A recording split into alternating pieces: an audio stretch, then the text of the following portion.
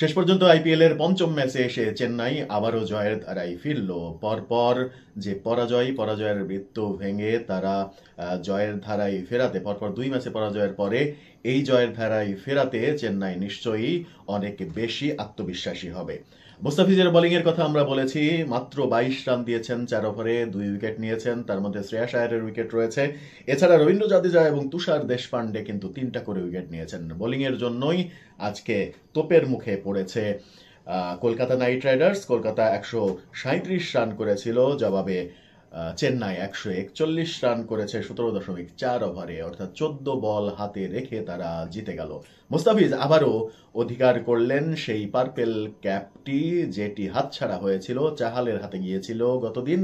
আমরা মুস্তাফিজকে যখন গতকালকে ভারতে ফিরতে দেখেছি তখনই আশাবাদী হয়েছিলাম যে মুস্তাফিজ যে কারণে ফিরছেন, যে কারণে তাকে ফেরানো হচ্ছে জরুরি তলবে, সেই কারণটা মুস্তাফিজ অবশ্যই প্রতিষ্ঠিত করবেন। সেটি করেছেনও মুস্তাফিজ।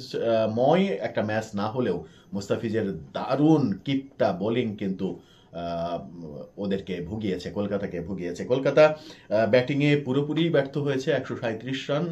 বোলিংয়ে সুবিধা করতে পারার কথা না চেন্নাইয়ের সঙ্গে, কারণ 137 রান করে চেন্নাইয়ের সঙ্গে জেতা একটা বড় ধরনের অ্যাক্সিডেন্ট ঘটানোর ব্যাপার থাকে, সেটা তারা ঘটাতে পারেনি।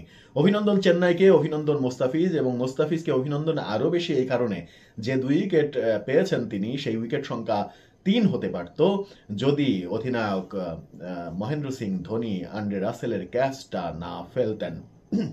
মুস্তাফিজের 18তম ওভারে আন্দ্রে রাসেলের ক্যাচ ফেলেছেন মহেন্দ্র সিং ধোনি। সেই ওভারে মাত্র তাও 9 রান হয়েছে, একটা নো বলে 4 হওয়া সত্ত্বেও।